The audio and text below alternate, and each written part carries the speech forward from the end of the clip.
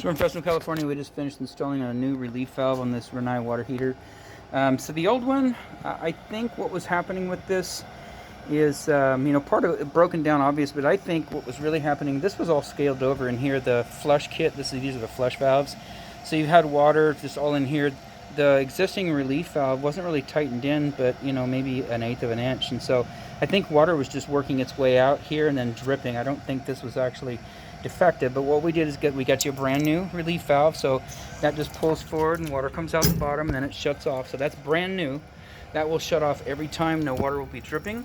And then if there's anything else going on in here, you can see up there's some scale right in there.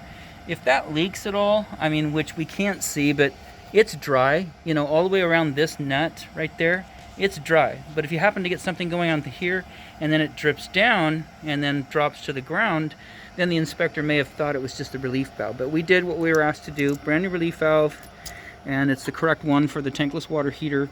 Put the pipe back in, and outside of that, this installation is done.